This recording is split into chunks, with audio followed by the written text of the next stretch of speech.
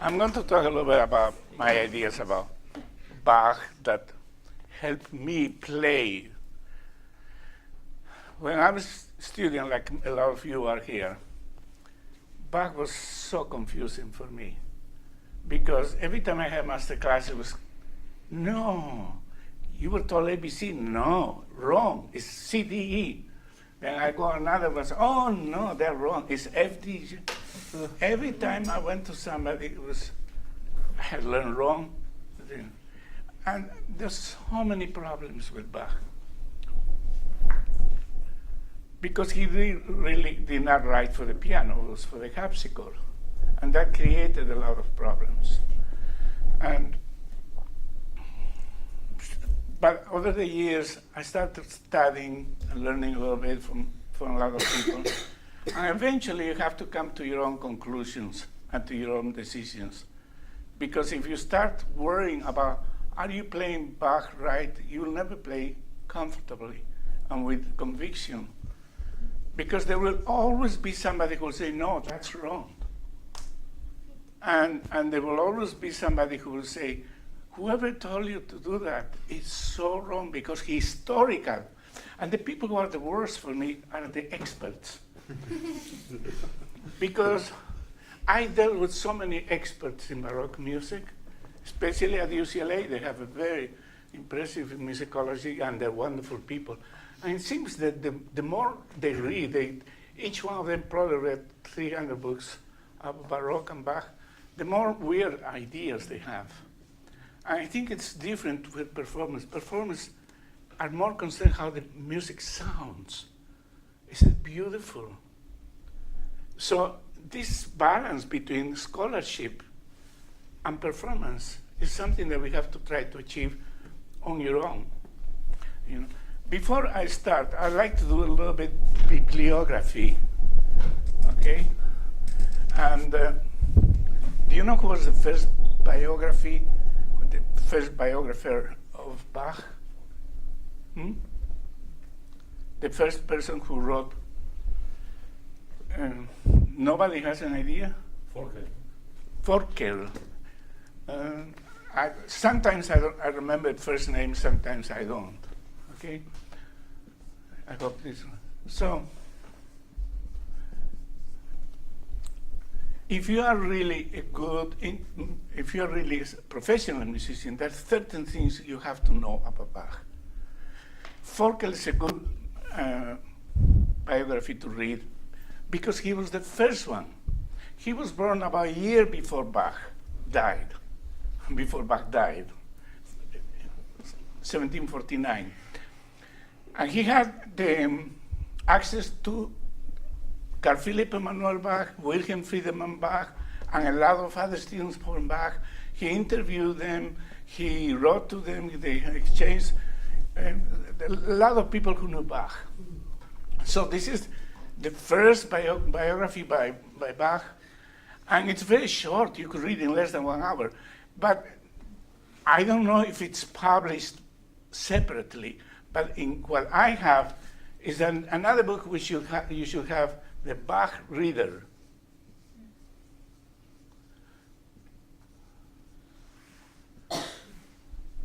The Bach Reader was edited by one of them was Mendel, and there was Hans David, and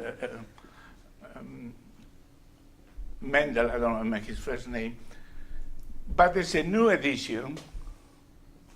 It's called the New Bach Reader, which is edited, expanded by Christoph Wolff. Now, this is a very important name too because he wrote a wonderful biography by Bach, which I recommend, Christoph Wolff. This is edited by Hans David and Mendel. And Wolff re-edited. This Bach Reader contains a lot of information about Bach.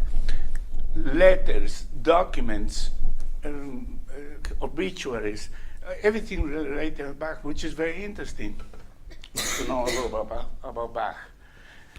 There are literally hundreds of books about Bach, and there are a lot of very good books about Bach. Really, Wolf is one of them. I have one personal preference only because I like him. It's Paul Badura-Skoda, okay, who wrote a beautiful, wonderful book. I don't even remember the name right now. It's how interpreting Bach for the piano, something like that. Paul.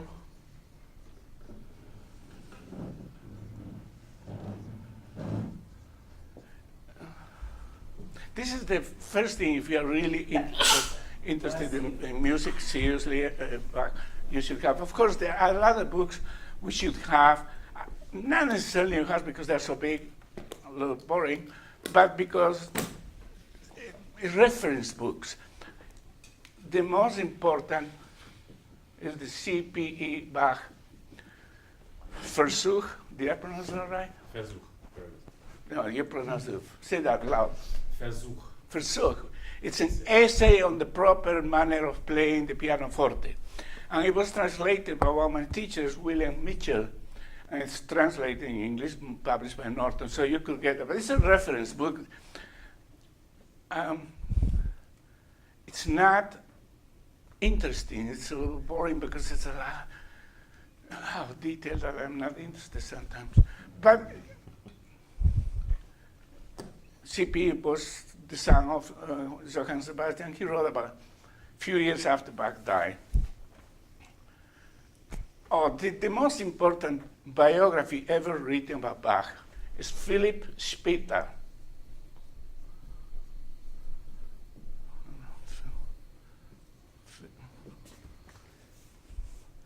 And that's but it was written at the end of the 1800s. I'm sure I still have 3 volumes. I still have an old edition. By now, there may be a new edition, I don't know. But that book is so researched. It's I don't know how many years it took him to write. But it's a little bit, it's not something you want to read at night, you know. But it's a book that you should be aware as a reference book when you go to the library. Spitta is the most complete biography by Bach. Another book which I like, this is again for reference for you, is Schweitzer.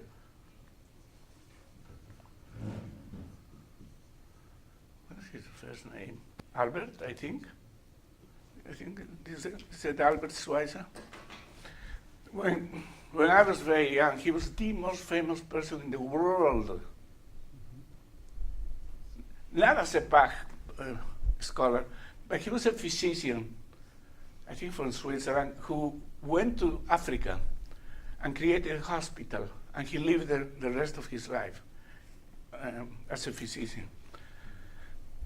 But he was an organist, and he was a passionate Bach scholar, and he wrote a book. I think it's 1 volume, but I think it's 2 volumes. Bach, simply Johann Sebastian Bach. And he has had a lot of influence. I think by now people have forgotten. But I mention this because I will mention later some of the things he said, which I agree with him. By the way, Schweitzer will influence Glenn Gould a lot. He read and he gave credit to, because Schweitzer, although he was an organist, the preponderance of the book has to do with organ. He writes a lot about all other aspects of Bach. Now, what are the problems that we confront when we play Bach? The first one, of course, it has to do with dynamics, expression. How much dynamics do you put in Bach? How much expression? And that's where, of course, there are a lot of disagreements. Everybody has different ideas. Then there's the problem of touch. You know, most of his, what we know as a piano music was with harpsichord. So do you play legato? Do you play staccato? People have different ideas about that. Do you play piano like a harpsichord? Because after all, the purists, those who say you have to be play Bach the way Bach used to play, they want us to play something like harpsichord. And I say, no way. And I'll explain why. The question of embellishments, it's so complex. And the questions of rhythm, doubly dotting, do you do this, you don't do that? That's extraordinary complex. So Bach was born 1685. Okay? Then 10 years later, his parents died. He went to live with his brother in Ohrdruf, correct? Then 5 years later, 1700, he went to Lunenburg. 3 years later, he was 18, 1703. He got his first job in Weimar. But at the end of that very same day, the same year, or maybe next year in 1704, he went to Arnstadt. So he's in Arnstadt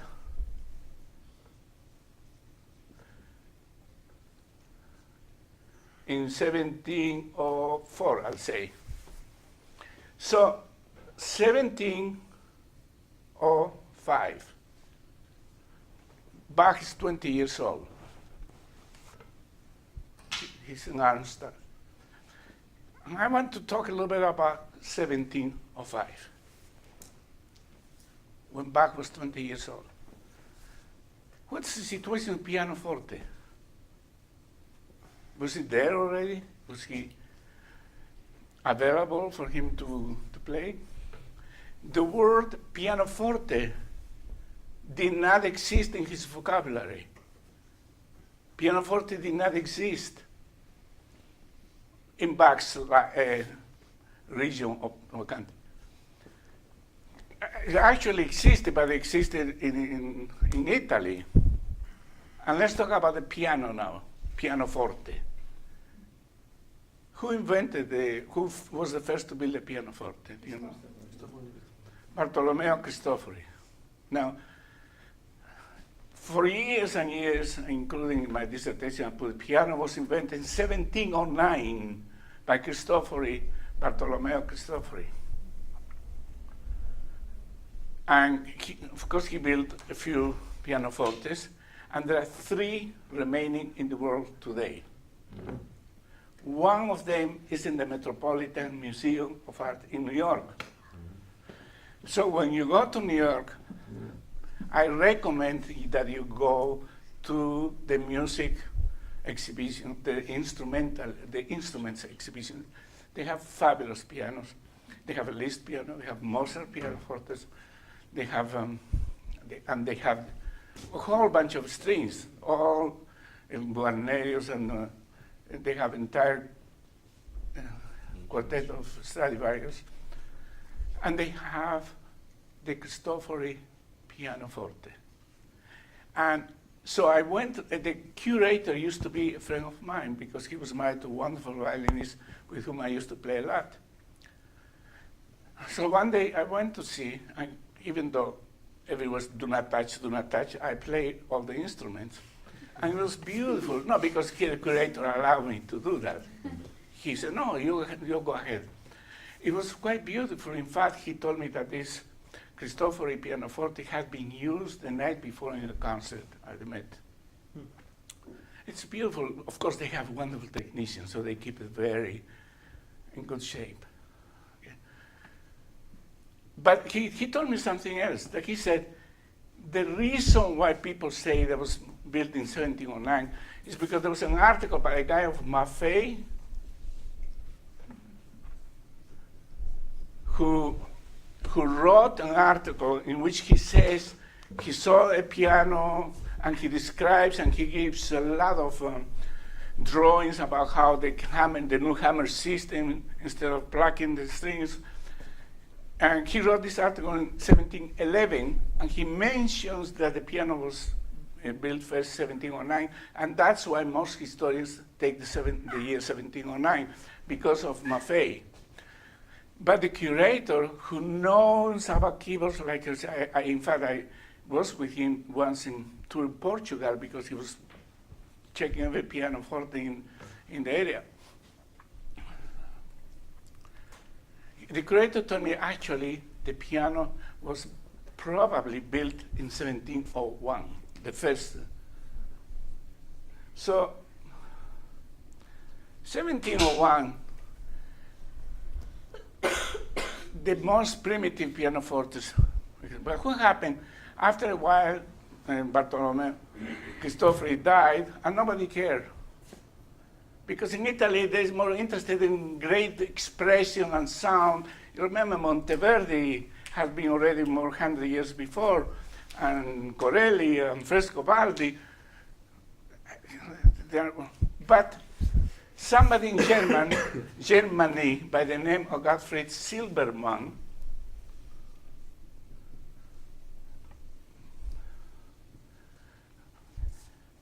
read that article and saw, oh, this is a good idea. So he started building pianofortes. He built organs. Bach and Silbermann were very good friends. They're actually not friends, but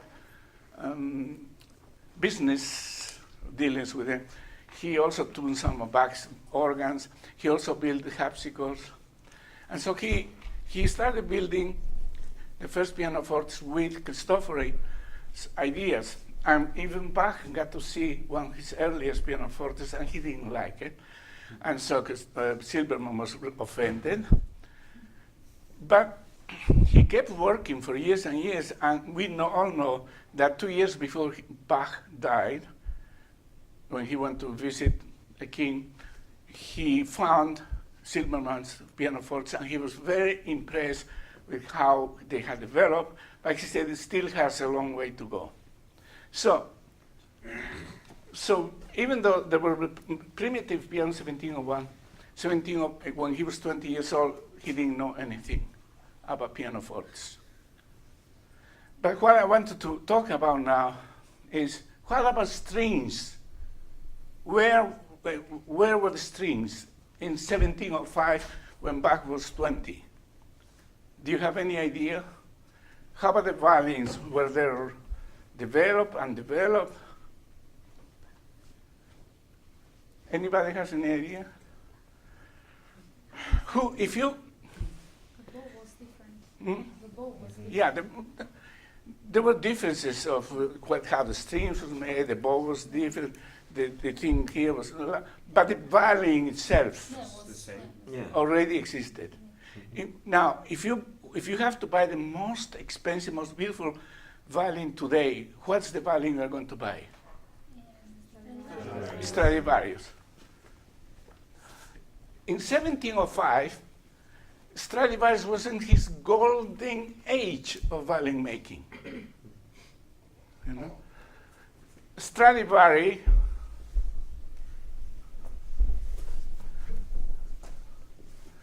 was born in 1644.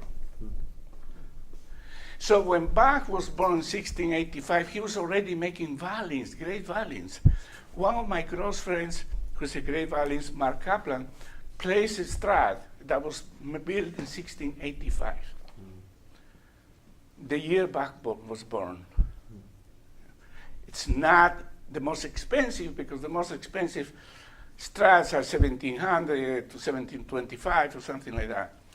Stradivarius died in 90 years old, 92, 93, something like that. It was very old, in Cremona. But it was not only Stradivari, but also Guarneri, and they were all in Cremona.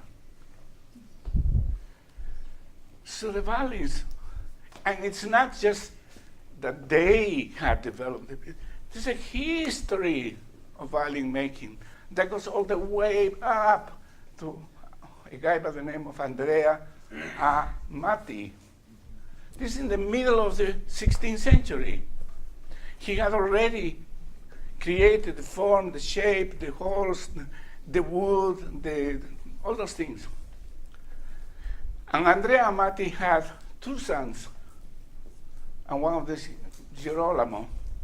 And Girolamo had a son by the name of Niccolo Amati, who was early in the 1600s, the first half of the 17th century. Niccolo Amati was the teacher of Stradivari, of Guarneri. But, and the two children of Andrea, one's Antonio, the other is Girolamo, were already making great instruments. Another friend of mine who was the violist of the Juilliard Quartet, Sammy Rhodes, used to have a viola, Amati, late 1500s, 1590 or something like that, by Amati. So what was the story? How were the violins in Bach when Bach was 20? Of course, you could say, well, but he was in Cremona, in south of Milan. He was in Germany. Over the more than 100 years, violin making had already gone all the way to Germany and even France. So he already knew, he had available all the wonderful violins that existed.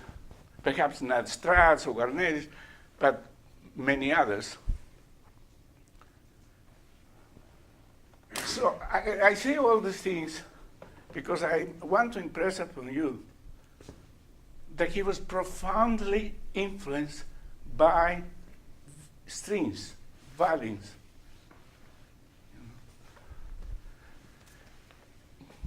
You know that he got to know the music of Vivaldi, who was a few years older than Bach, about 7, 8 years older. So that will be whatever the years are. And he transposed. So Bach was profoundly influenced by the strings, much more than harpsichord, when he wrote for the harpsichord. One of the things that Forkel says in his book is that Bach did not like the harpsichord, and he preferred the clavichord because he had more expression.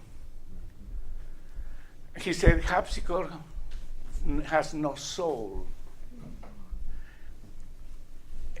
Nowadays, a lot of scholars kind of don't always respect what Forkel says, but we don't know if that's true or not, but at least Forkel said that he must have heard that from C.P.E. Bach, Johann Sebastian Bach, Wilhelm Friedemann Bach.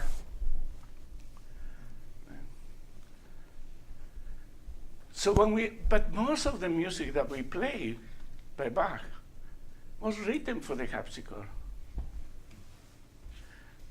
And the reason why I told you all this history about pianoforte and violin making is because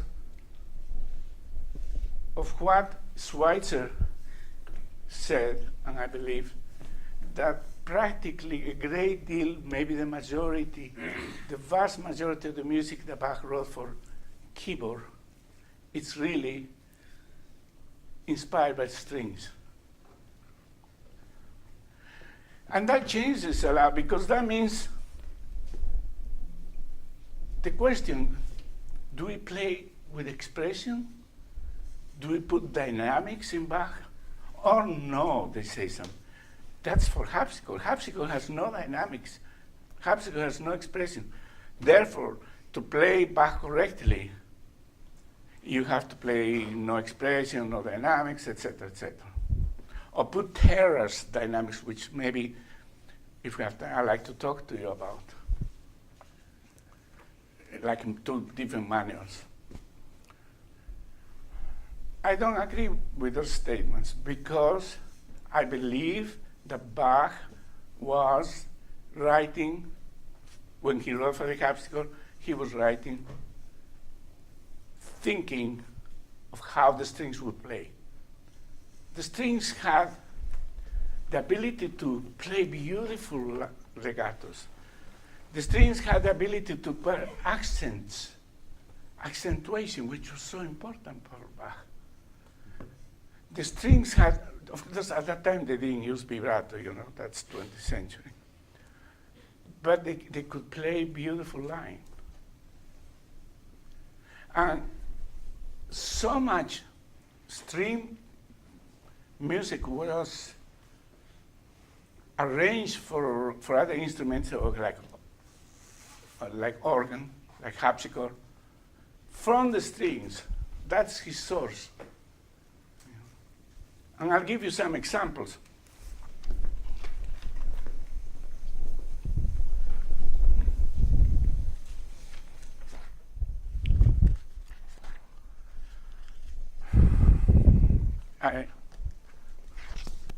I want you to read first just a little paragraph from Albert Schweitzer.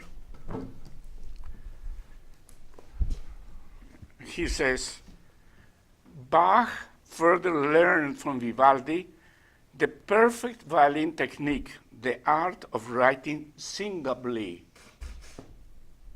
I don't know if that's English word, but that's how they translate. This was translated by somebody also, Ernest Newman, the Schweitzer's. I think there's a new publishing. The art of writing singably, in other words, how to sing, which he could on the harpsichord. And this is Schweitzer. It's interesting to observe that Bach transferred violin music to the clavier and the organ and tries to get the effect of the strings on keyboard instruments. There was really one style for him. He's a little bit extreme in this, Schweitzer. And that style suggested the phrasing of a string instrument, and that all other styles are for him only modifications of this style. In other words, he's saying everything that Bach wrote for piano it's really strings. Maybe I wouldn't say that. Maybe it's interesting how people misread sometimes. In the question of terrorist dynamics, there's maybe I'll tell you, there was a huge argument when I was at UCLA. What did Albert Schweitzer meant by terrorist dynamics? Do you know what terrorist dynamics are, right? No. And there were completely different opinions. Okay, so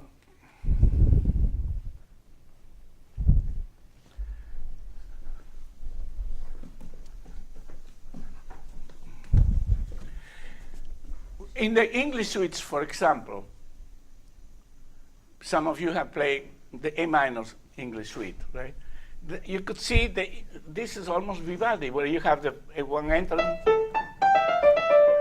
and the different entrances.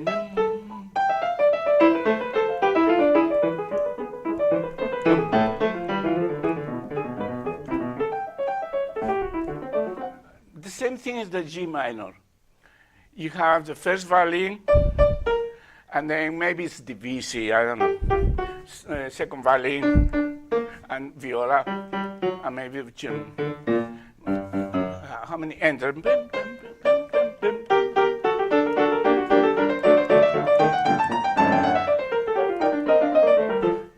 I used to play it well, but it's not as bad as I play now. Do you hear the entrances?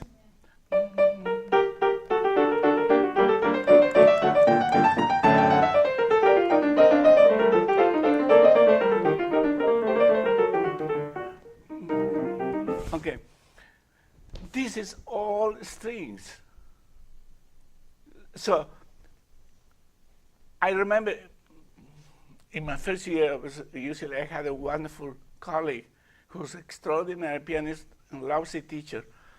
And one of the things that bothered me in the first year when we had juries is the student comes and plays.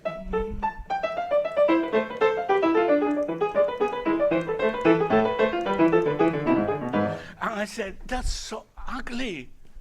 Oh, no, it's harpsichord. No, it's not harpsichord. It's strings. No, never heard of that. So instrumentalists will be a little bit more sensitive to that because we are interested in how the sound, beauty, and we will probably not accept this kind of sound. So,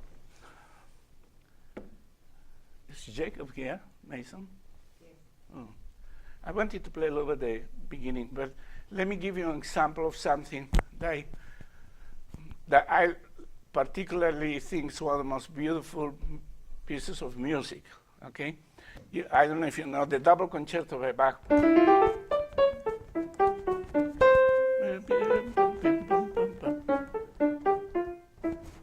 Again, it's D minor.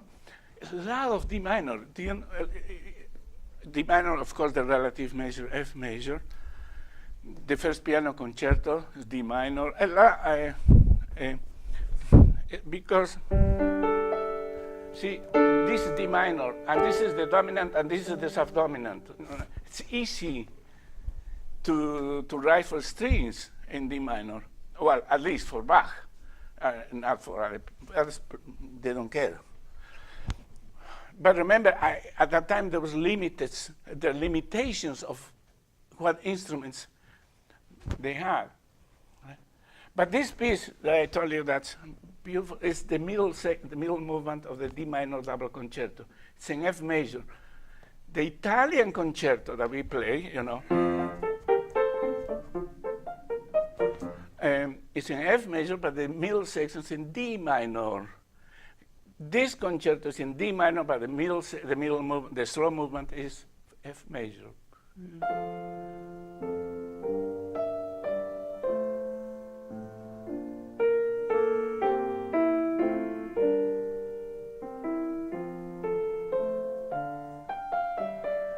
Now comes this other violin.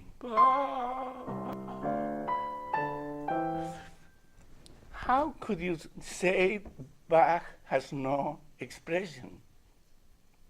Isn't this beautiful melody? Isn't this beautiful music? This is purely violin. This is a violin playing, you know? And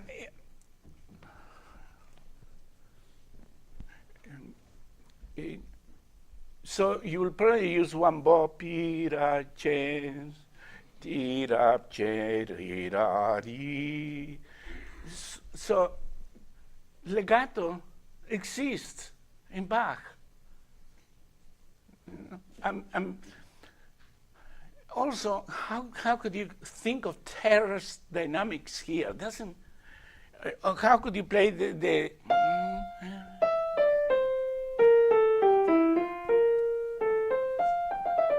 without any, there has to be a little bit of shape. Later on, I'll talk to you about exaggerations of expression in Bach, because there are some editions that exaggerate. That's also bad.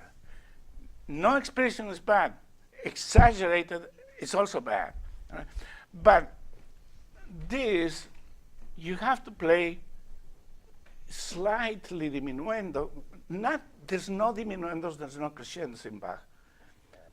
But it's unavoidable. It's unavoidable to think of pa di di di di.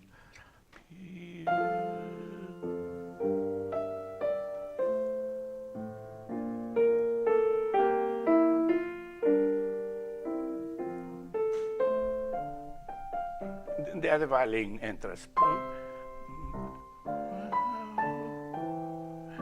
And the second one, it's just incredible movement. And this is what I want you to play a little bit of this. Now this is come here. Now this is a harpsichord piece. It's in D minor, but this is not I don't know if you understand what I'm saying. This is a harpsichord piece, but it's not a harpsichord piece. Does that make sense what I said? It was a contradiction. When you play this,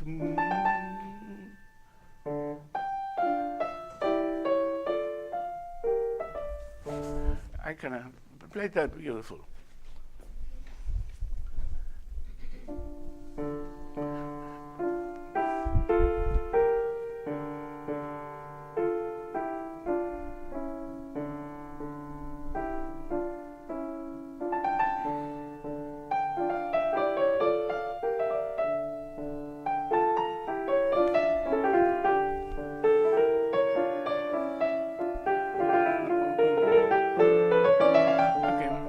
Thank you. So, thank you. That's it. For me, of course, I play much slower. So he plays legato in the very beginning. He plays better. I don't mind if you want to, because you could play that. Let's say this will be viola and second violin. You could play with one bow and sound legato. But if you play, changing bows will be bum, bum, bum, bum, bum, bum, beep, beep, bum, beep, beep, bum, bum.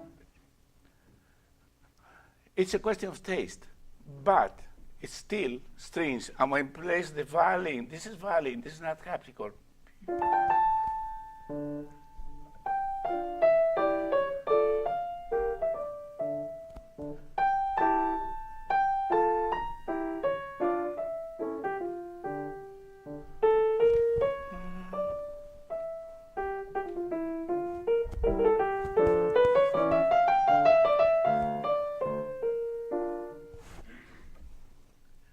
Can you play that unexpressively?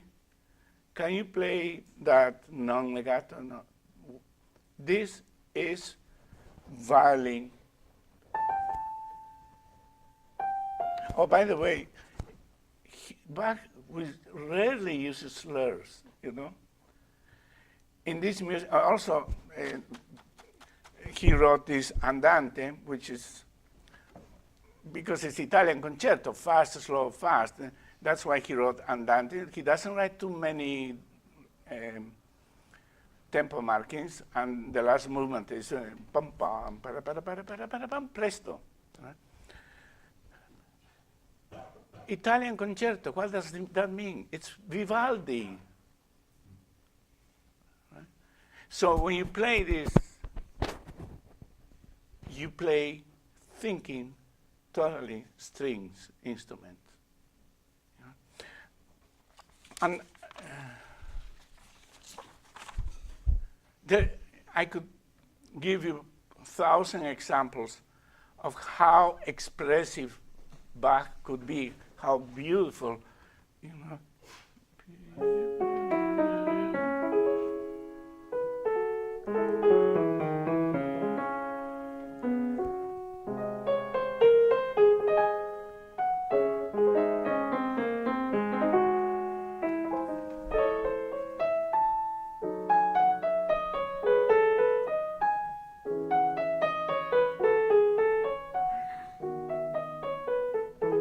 Even though we don't think of diminuendo or crescendo, it's almost unavoidable that either a singer or a violin will do a little bit going down,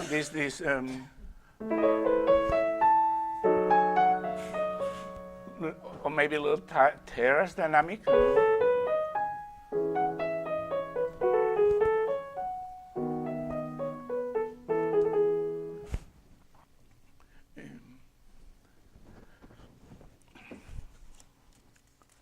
And you will be surprised how many pieces of strings he arranged for organ, for piano. Do you know, this is a partita from violin solo.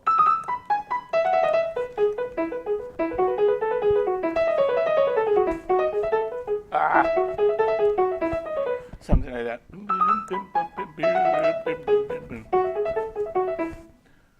You know that, right? Okay, so he arranged that for a beginning of a cantata in C major.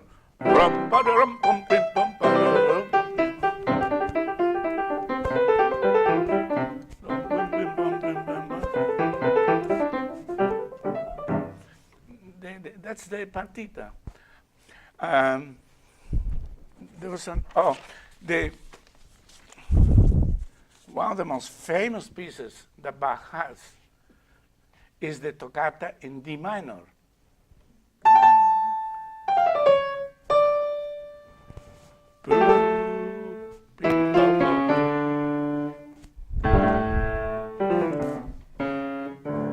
I love here, one of my favorite passages. I think it's a G, no.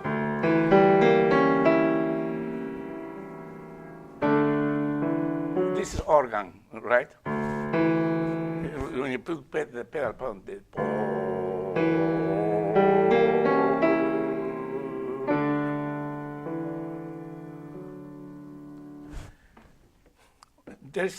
we don't have the manuscript of this piece.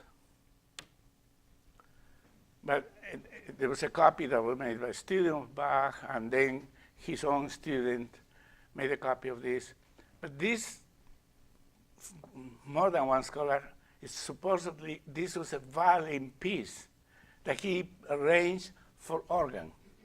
It's almost difficult to think that this such a famous piece will be for violin. It was for violin. And Bach arranged eventually for organ. The fugue apparently has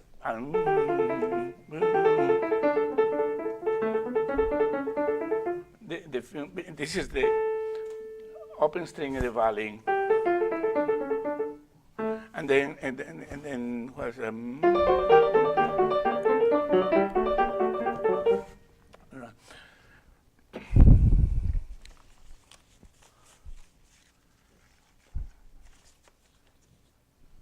now, what is one of the most important things to remember if you accept the fact that so much of Bach's music is influenced or arranged from strings, is that Bach wanted so much to have accentuation in his music, accents. He couldn't do that in the harpsichord, right? So, but with the violins, you instinctively go, especially when you have down bow, it will sound a little bit louder. Para, para, para, para, para, para, para, para, para. So, Bach,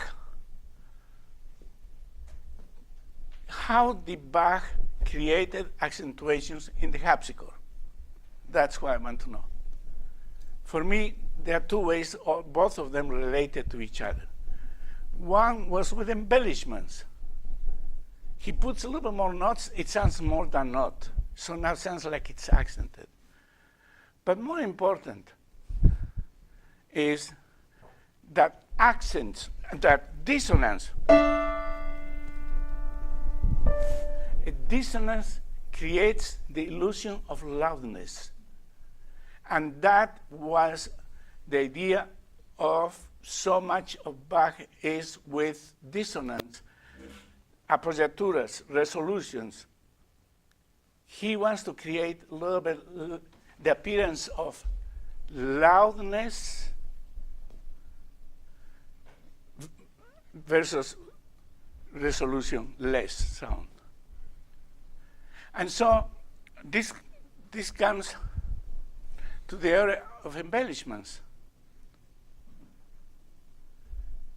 We have plenty of evidence that most of the embellishments that Bach wanted with the upper note. Why? Because that creates a dissonance. And when he creates a dissonance, he's creating an accent, or the appearance of accent.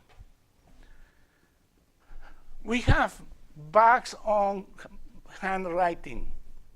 When he wrote for his son, Wilhelm Friedemann Bach, he was 9 years old, and by the way, this, if you ever go to Yale University, they have the manuscript there.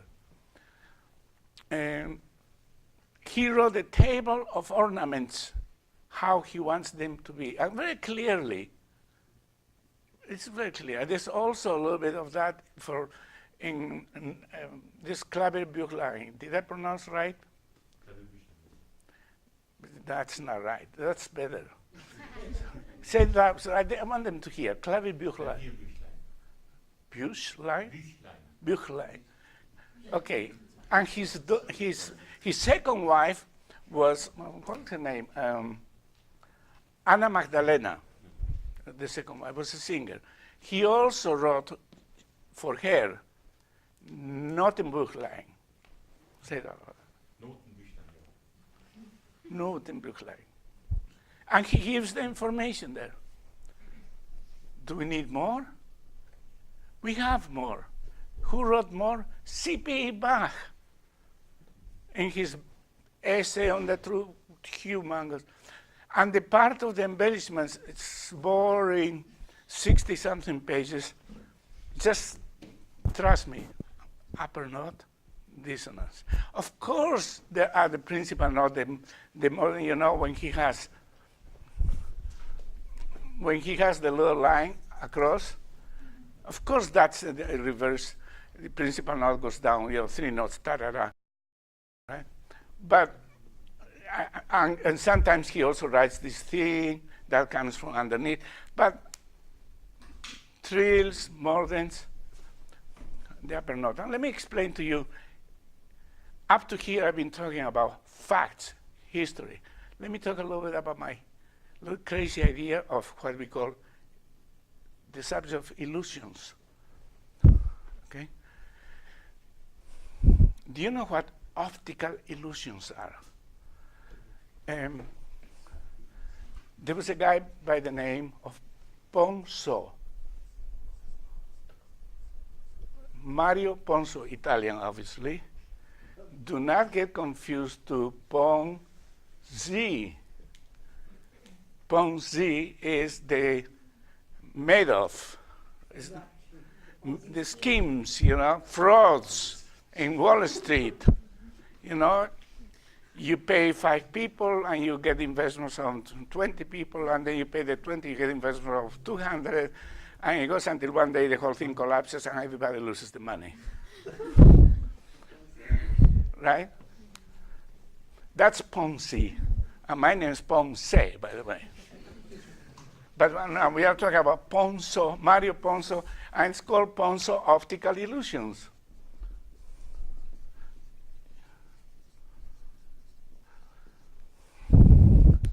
What it means is that the brain, no, let me start again. The most advanced sense in the human being is supposed to be sight. And the next, hearing. Sight, however, sometimes gives the brain wrong information, misleads the brain. And so we see something, an image of which is not the reality. And there are many, many examples. I'm not going to go. This is psychology, by the way. If you take a psychology course or you become psychology major, this is what you're going to study a lot. Okay. The most famous Ponce is, remember that if you make 2 lines like this, do you know that? Two lines that are exactly the same. But you do one this way and the other one this way. Now, one will appear to be shorter than the other. In other words, the eyes are giving the brain the misleading information. And there are a lot of examples. By the way, when the moon is all the way up, small, when it's on the horizon is big. That's an optical illusion. The whole bunch of others. If you play, I cannot do exactly the same circle. If this is within a bigger circle and this is the small circle, this circle looks smaller than this.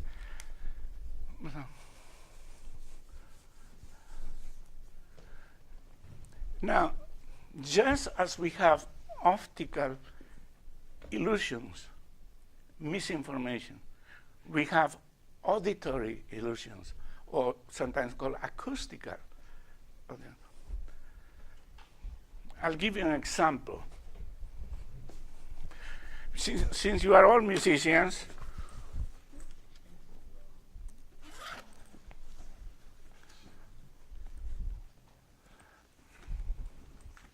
I'm looking for my metronome. Since you are musicians, maybe that's not as obvious, but for other people,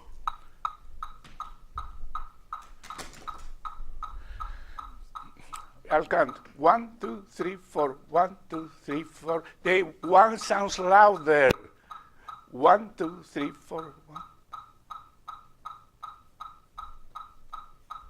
1, 2, 3. 1, 2, 3. Change the meter. 1, 2, 3. 1, 2, 3. 1. 1. The one sounds louder. I don't know if it's obvious to you. This is called auditory illusion because the fact is all they're the same. And this is what dissonance comes. Dissonance is an auditory illusion. If you play a dissonance,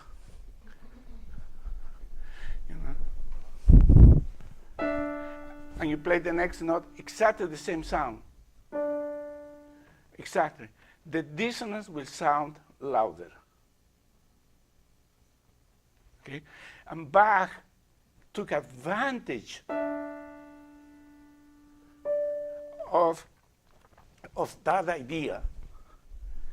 So to create accentuation, which exists in the strings, but not in the harpsichord.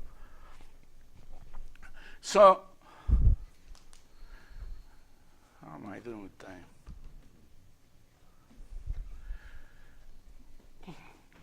When you play, when you avoid the dissonance in Bach, you are doing a terrible disservice to Bach. Now, this is still going on because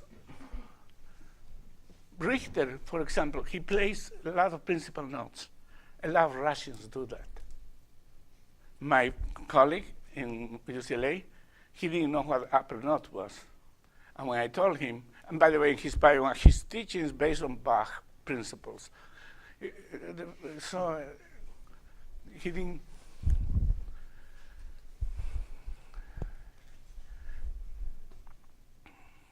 I wanted to go on to something. The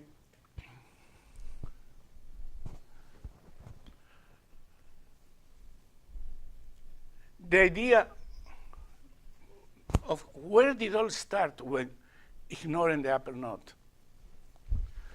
I always, one of my favorite, I said to write here, Hummel. He was Hummel in the early 19th century. He was the most famous pianist, one of the most, Schubert wanted so much him to play his music. He wrote his big fantasy in 1822, hoping that Hummel would play. The last 3 sonatas he was going to dedicate to him, but he died before that. And he was a tremendous musician, Hummel. I play a lot of chamber music, I enjoy it, and he has a lot of concertos, which are wonderful, like 8 concertos. Schumann was influenced by one of his concertos. There are a lot of similarities. Mendelssohn was influenced. When Liszt left Vienna after studying with Czerny for a few months, 14 months, he went to Paris with 2 Hummel concertos in his repertoire. So but unfortunately, and he studied in his early ages with Mozart. Mozart was not interested in teaching. He was not interested in Mozart either. Eventually, he went to England. He became a Clementi disciple, a follower, and passionate about Clementi. And Clementi had one student, by the name of John Field. Most of you have known that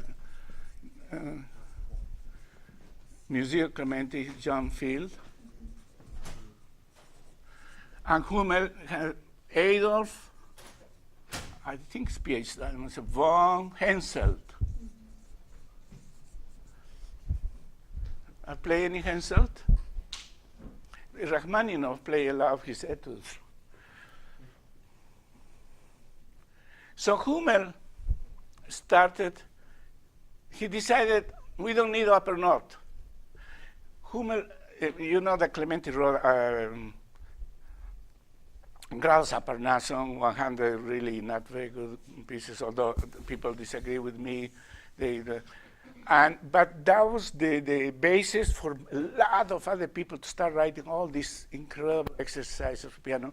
And Hummel wrote this unbelievable, complete theoretical and practical course of instruction of the pianoforte, and goes on half a page. Horrible, horrible. More than 2,000 exercises. The predecessor of Hanon, mostly in C major, just the kind of things. Right? And he demanded that his students practice like that. He demanded that von Henselt study that. And what happens when you practice like that, you destroy your brain. You know, when you play, that's Hanon is a poison to the brain. You know? Because you have no brain, how do you learn? You practice 8 hours because you have no brain anymore. Now you are like a dog. You have to learn the way we train dogs, by repetition. And that's what Henselt used to teach. You know, I will fire my students if they practice 6, 7 hours, you know. Say, you're enough for me, get out of here. But Henselt did that. Henselt was a terrible teacher. Now, remember, Hummel decided that Bach has to be played with him. So Clementi was not interested in upper notes, though. Although he has a book, he does use some upper notes. But Clementi and John Field were touring, and they were in St. Petersburg, and they had a big fight. So John Field said, you keep going, I stay here. So he stayed there, and he started what we call the Russian school, with all the ideas of Clementi, unfortunately. But then he died after 20 years or so. And who replaced him?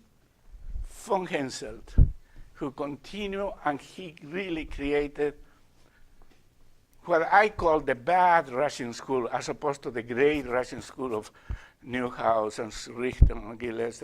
They're all Russians, by the way. The bad school, they were all foreigners, you know? And so what happens is that Henselt taught the people principal notes. So no wonder that people like Richter and a lot of Russians play with, they don't know what the upper note is. And they have terrible editions. Now, after the opening of Russia was different, but when the Soviet Union, it was limited, and they used, at least my colleague at UCLA used to use edition by Italian Mugolini, which he said was most of the Russian people use. And Mugolini doesn't know what an upper note is. Okay, we'll talk about Mugolini and others like that a little bit later if we have time. So what happens, there's entire generations of people who play with an upper note. But because in the piano, I guess you could do an accent, but that's not what Bach had any idea. And so, as much as I love and respect, I'm in awe of Richter, I'm a little bit annoyed that he plays the well-tempered clavier sometimes ignoring No. But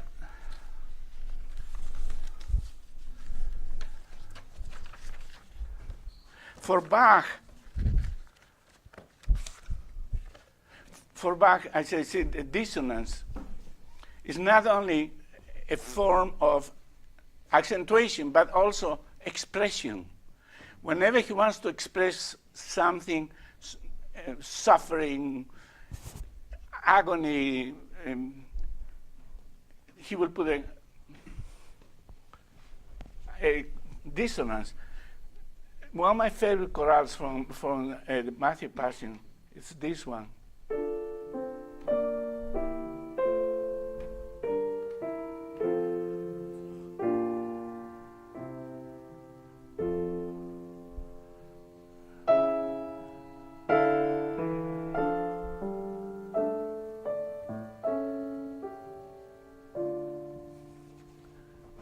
Help me with German, okay?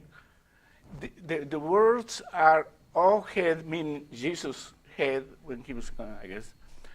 Jesus' head, full of blood and wounds. Blut und Wunden. Full of pain, voll Schmerz, and voller Hung. So the words here where the dissonance are is wounds, wooden.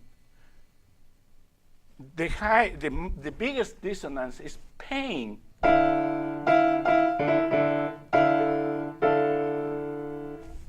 So the second sentence, full of pain and full of derision. There are two words full. The second full is louder because he has said there is full of derision. We are not going to say full of derision, it has to go down. So, all,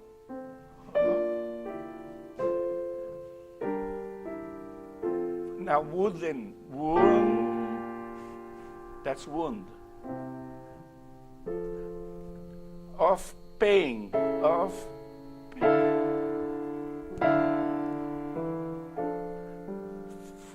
Of derision. That's the word derision that they use here. And somebody told me, no, it's mockery. Okay. But do you hear those dissonances? That's also why this has to be about that tempo. I went to YouTube to hear this, and it was something like this.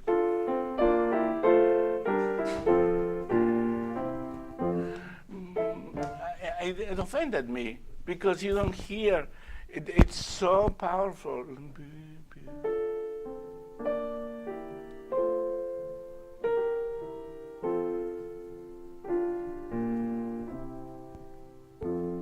Now this is the high point.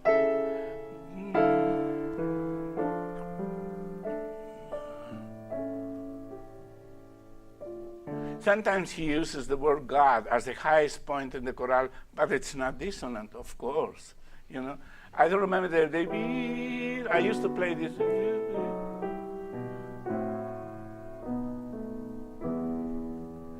I don't remember now.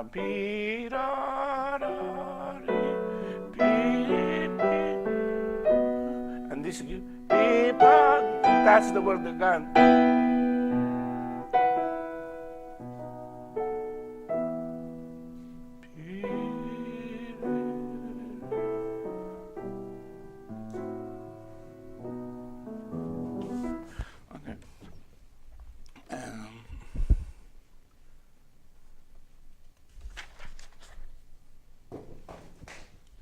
Do we have time, Gigi, or can we go on? Because now I'd like to talk a little bit about rhythm. And in order for me to talk about rhythm, I have to talk about another famous Italian by the name of Lully. Okay? He was born, I think he was born in Florence, I'm not sure. Originally, like that, but then he became French. So now it became Y. And Lully worked for Louis XIV. Louis XIV was the Sun King, you know, the most absolute power. He was endowed, how was it, endowed with the divine power to lead the people with an absolute, the most autocratic and absolute king. He was king like 70 years or something like that, 70-something years. And Lully became his musician. And that's where the French overture comes. Because when Lully entered, you know, this God, the king, the music had to be pam, pa-pam, pa-pam, pa-pam, pa-pam, pa-pam. That's French overture. And French overture totally influenced Bach, and Beethoven, and Brahms, and everybody. French overture. And so when you play French overture, you don't play pa, pa, pa, pa, pa, pa, pa. That's a king that's does not have power, you know. It's pam, pa, pam, pa, pam. So what I want to talk is about this idea, you know.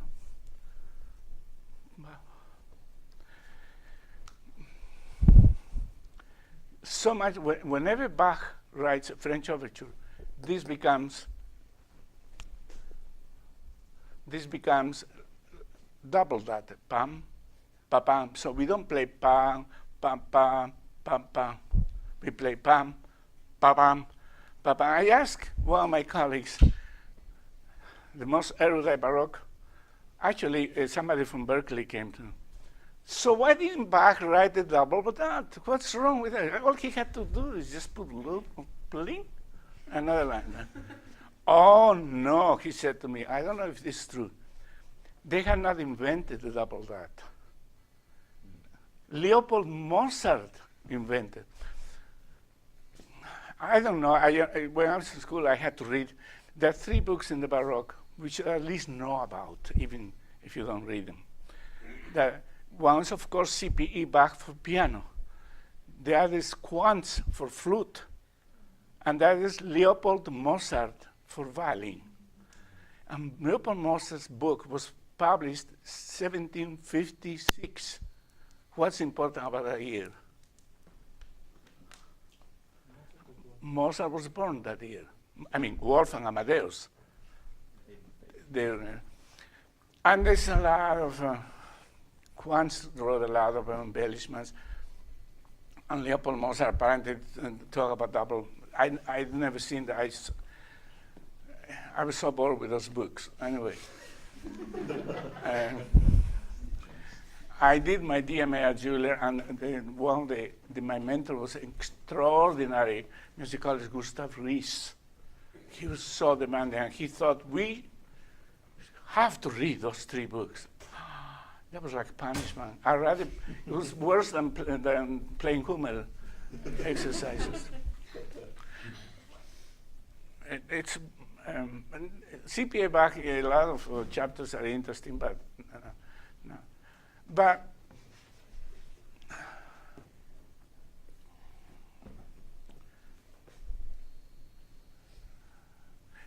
where I lost the connection with what I was talking about. Oh, this. So you confront these problems constantly, and sometimes we don't know exactly what to do. But sometimes, I think at least for me, most of the time, it's very easy to know what the French overture is. You know, but I had my problems with this. About 5, 6, 7 years ago, I played a concert and I played the C minor partita, you know.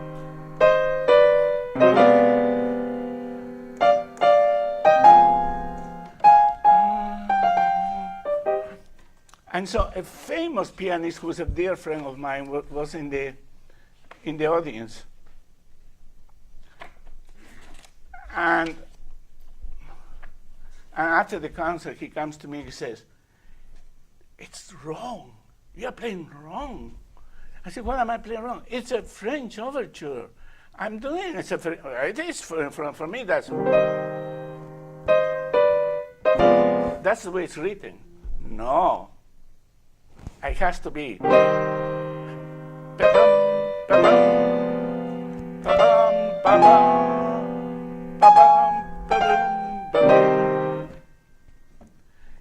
And I tried to play ever since like that. But to this day, I'm not used to, because for so many years I was playing the way Bach wrote, which is 16 and then 30 seconds.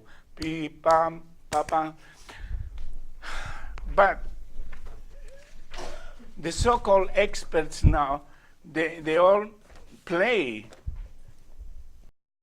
all the same, double, you know.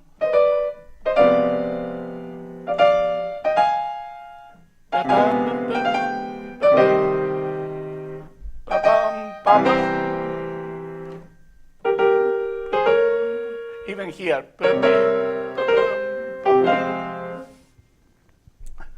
I still have problems with this piece because I was so trained for so many years to play the way it's written, but apparently it has to be all the same. Pa-pa, pa-pa, pa-pa, pa-pa. Other French overtures, the G minor prelude in Book 2,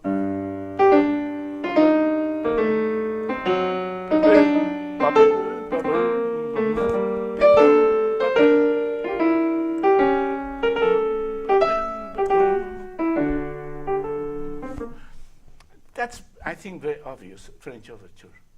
And I don't think anybody has a problem with that.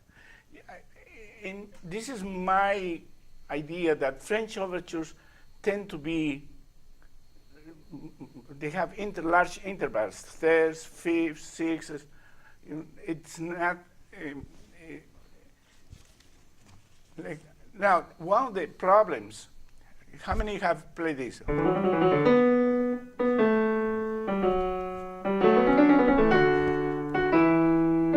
Okay, I think this is more or less established now by everybody. You play this like a French overture, okay? So you play.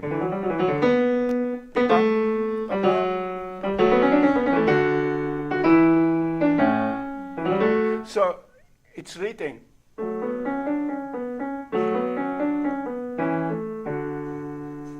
We play.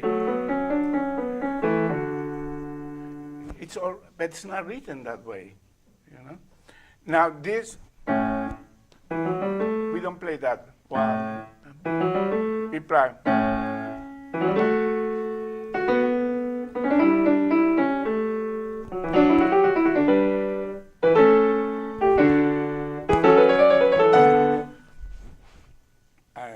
That's French overture.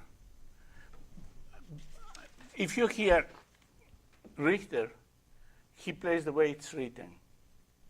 It's not his fault. I assume that he was not conversant or not, he did not enough. There was, I don't know how to explain, but I assume that they did not have a great deal of expertise of Baroque music in Moscow. Is that what happened? I don't know. But a lot of, even today, a lot of Russian pianists still play, you know.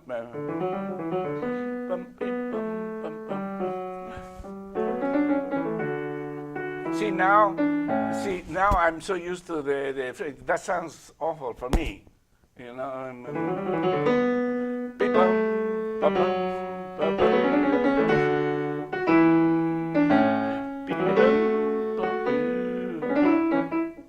Okay.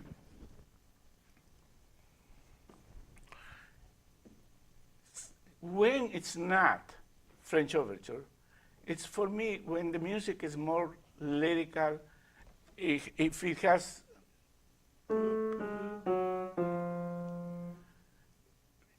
as I said, French overtures tend to be jumpy intervals. But if you have this, I would not use that as French overture. In this prelude and fugue, by the way,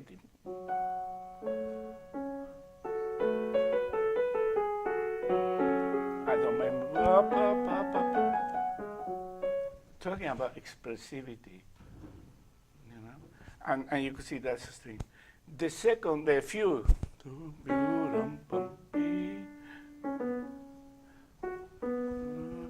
Okay, this is a triple fugue and it has the second theme. The reason why I bring this up is because I heard this somebody play not too long ago, maybe a year ago, and when it comes to second theme, they do a French overture. Boom, ba-bum, bum, bim, ba-bum, bum. And I really thought I was wrong, because, see, you have to listen to this. This, for me, is another French overture.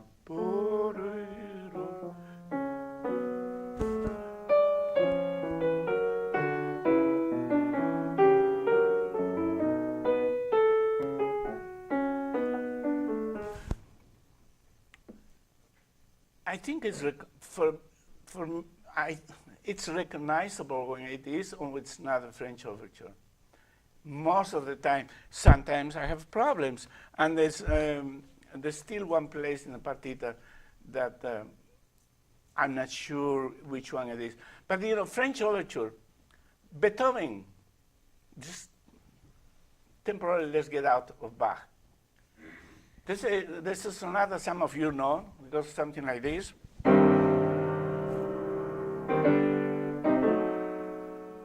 That's a French overture, because you are not going to play.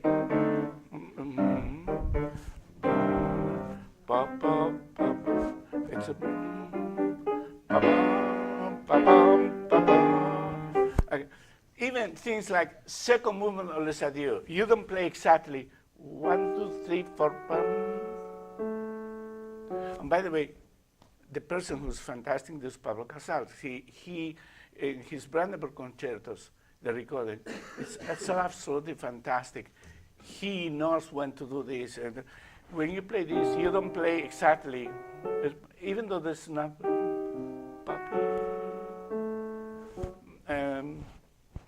Even this is Casals.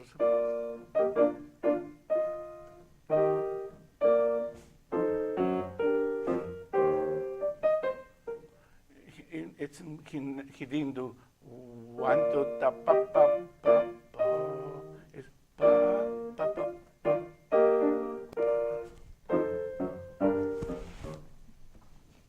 Okay. So that's the French overture. Oh, this is a French overture.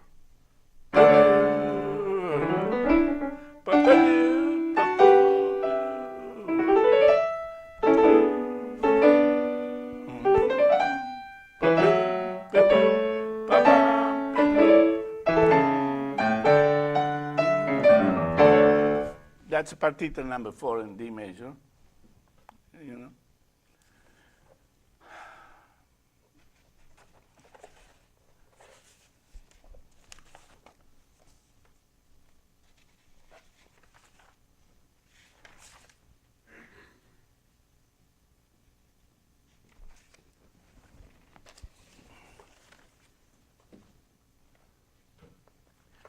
Now, we've seen the 16 double dotted, but of course, I don't have to go through this because I know all of you know that sometimes to make our life more difficult, this becomes actually part of a triple, and that's very easy to know, especially in the partitas, and because the partitas were published, Clavier Ubun. Did I say that right? It's very cute. He was 41 years old or something like that, and the first printed edition of his works. Opus 1, he writes. Of course, by 41, he had written 500 pieces or maybe more. It's Opus 1, that's 6 partitas were published. And it's very clear where he wants, in so many places, where the 16 is played with a triple. And of course, who's playing the first partita, the B flat? Somebody play for me today.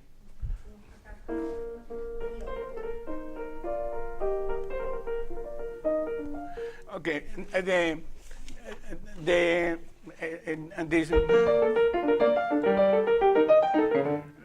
you know that you have to play together.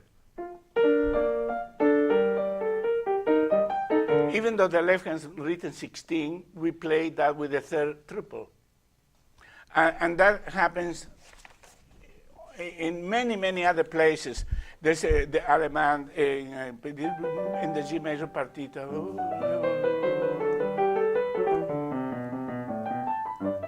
And then later on,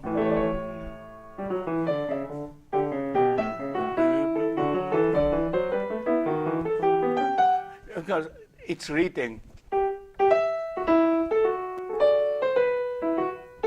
but we don't play that way. We play, and it's clear the way Bach wrote the triple right below the 16. So in not only here, there's in the E minor partita and the B flat partita, almost every partita. So we know exactly what he wants. And that's the difference. On one hand, sometimes the 16 is played like a 30-second. On the other hand, the 16 is played like a triple. And it's not difficult. Occasionally, as I said, we have difficulty deciding, is this a French overture or it's not a French overture? But most of the time, it's very clear. It's very clear what is and what's not. I wanted to ask,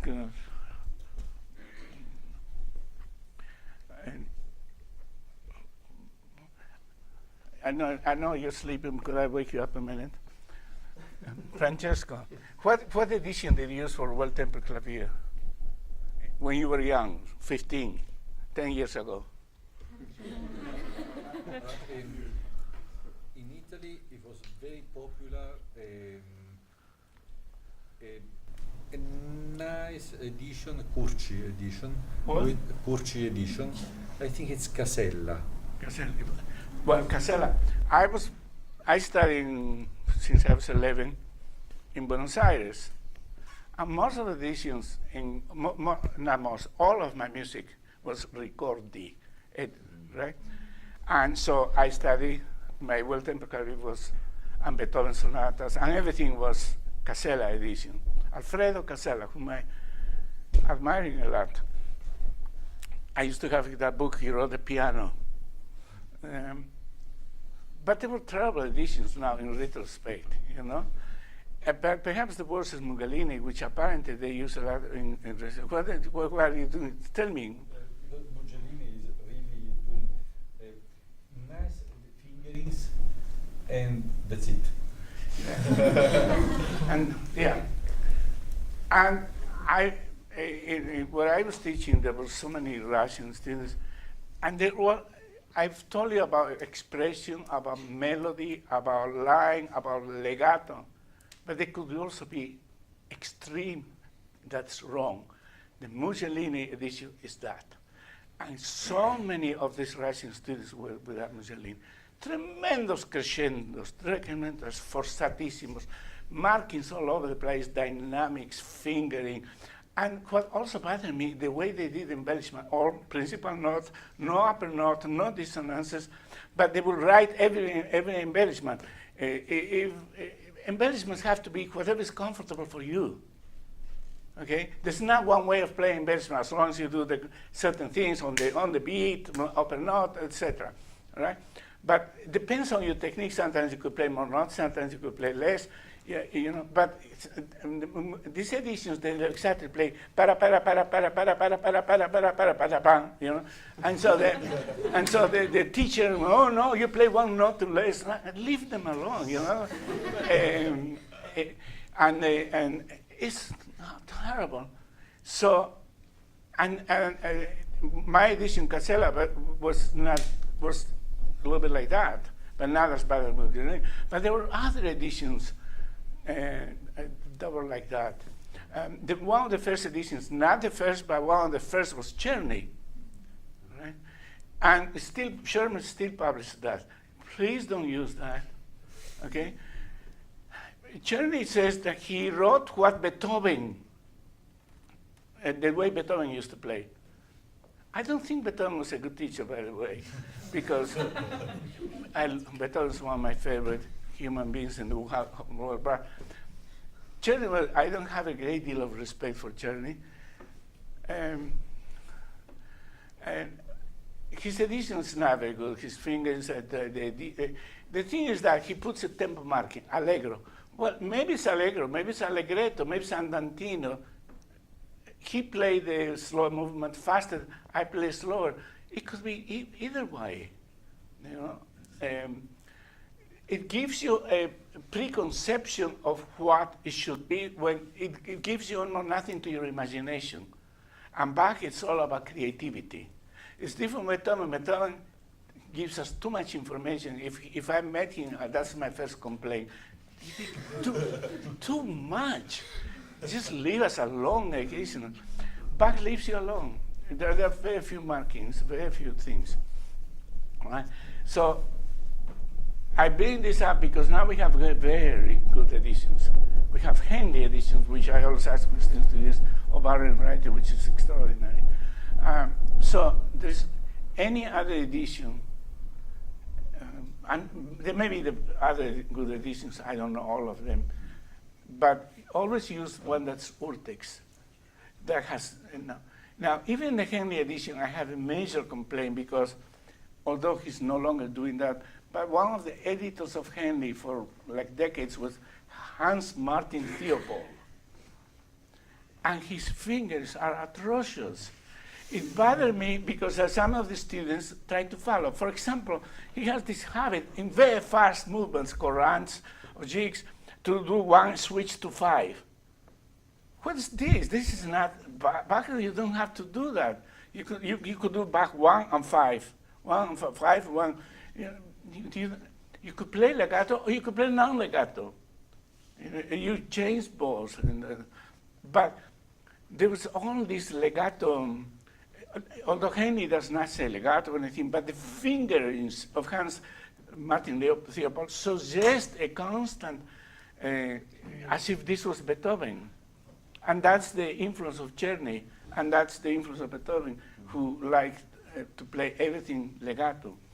So if you use, well, I think Henley is using a different editor, but Hans Martin Theobald edited all Beethoven sonatas, all his chamber music, all Mozart sonatas, all Schumann. It's incredible.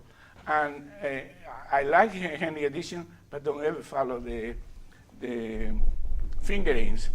I just want to end with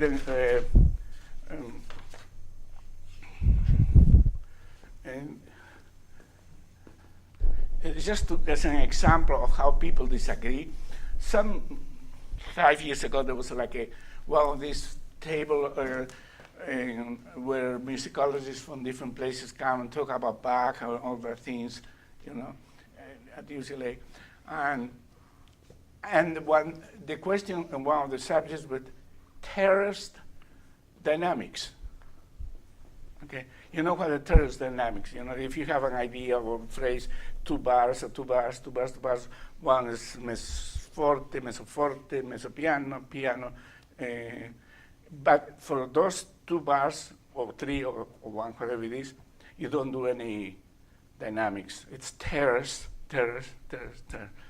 And so somebody read a paper and said, terrace dynamics did not exist in Bach's time. That was the invention of Stravinsky and Busoni.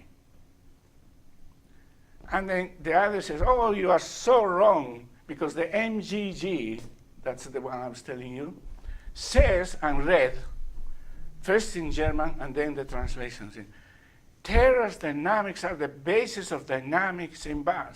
And the other says, oh, you don't know, MGG was talking because they were editors of the 20th century, they don't know what they're saying.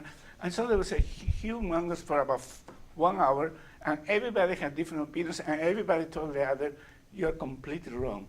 So when I left, and I was thinking, and now, I was thinking that Terrace, Glenn Gould was very, remember I talked a little bit, influenced by Schweitzer, who believed in Terrace dynamics. And also Glenn Gould was influenced by a recording by Kilpatrick of the Goldberg Variations, which he apparently listened constantly when he was very young. And they both believe in Terrace dynamics. And so they talk about Schweitzer. I said, well, Schweitzer believed in Terrace dynamics.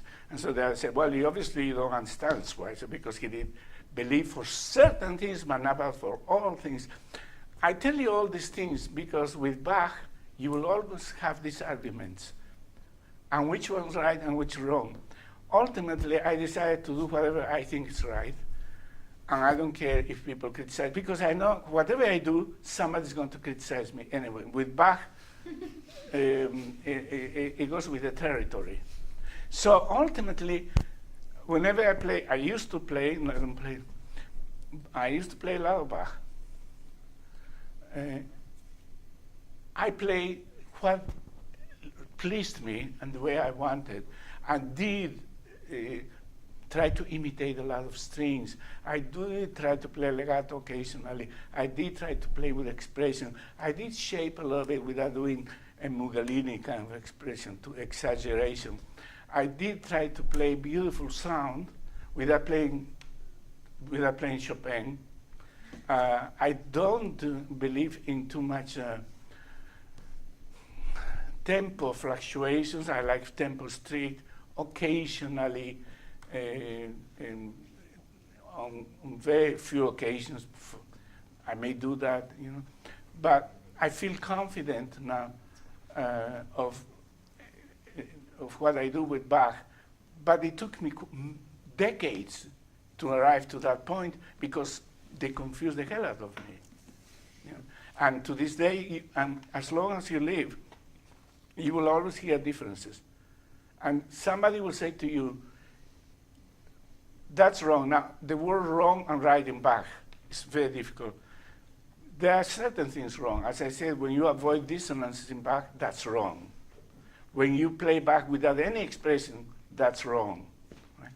But within what's right, there's so much that you could do different to other people. So don't be too alarmed when somebody says to you, you don't know what you're doing with Bach. And especially for people who don't play the piano, but who read books. They are the most difficult people. Okay, that's all I have to say now. We have questions, I think. We have a question. Yes, I had a question about these editions of, for example, invention of Bach by Busoni or Czerny. Like, of course, like we cannot interpret all of those symbols that Bach didn't write, but at the same time we cannot interpret those symbols of Beethoven in this sonata the same as Ram minor. In his pieces, like marcatos, all of this has different conceptions. Also, when I read those scores, I don't try to interpret in the same way as It gives you ideas. It gives me ideas, Exactly. and also for children and for learners. Yeah. It happens to me that these students that have this wide score of Urtex, and they don't do anything because they don't know how to make, they don't have the imagination yet to do so. I am not against, every year when I was in Italy, I had, way back, I used to teach in New York, State University. Way back, like 30 years ago, I started this. Every year I had Welter Clavier, the book one, next year book two, and next year book three. 12 students will play 2 preludes and fugues, C major, C minor, the next student, C minor. It was almost 3 hours, but it was so wonderful. It was always in March 31st, that's Bach's birthday, so we would put post celebrating Bach's 200 or 300, whatever. Unfortunately, UCLA, that week was exams week because of the court system, so we had to do like 2 weeks before. But we did that for as long, for almost 30 years. And what was wonderful is that I had a collection of about different editions of Well-Tempered Clavier, including Bartok, which I found fascinating, Busoni, Arau, of course the Czerny, and so many, it's incredible. The French editions, there are like 3 or 4. And the students will borrow and look at them and then get ideas and then do their own version. The idea was that each one will do their own version of the tempo, the sound, and whatever. Busoni was popular because they liked the octaves, all those things. And I didn't mind anything they want as long as they enjoy. The idea was for them to have fun. Well-Tempered Clavier was written for that purpose, for students to have fun, for people to enjoy music. So, yeah, and we have that increase, I don't know, maybe the editions, because people will find a new edition for this and that. But some of the really fascinating editions, Busoni, Bartok, Mussolini, I love that. Some interesting ideas he has, you just don't follow them, you know. Mm-hmm. It's cute. But some of them, Italians, there are like 6 editions I used to know of Italians. I used to know the names. Francesco Lanza, this one. What does that mean? Naples 1820. Benjamin Chessy. Beniamino Cesi, Naples 1880. And Alessandro Logo. That I had Logo and Taglia Petra. 1920. I don't hear what you say. And Taglia Petra. Yeah, the 50s. So they're right. More. So look at those editions for ideas, right? But then you use your own within the framework of what's right in Bach's Italian style. Thank you for coming and listening.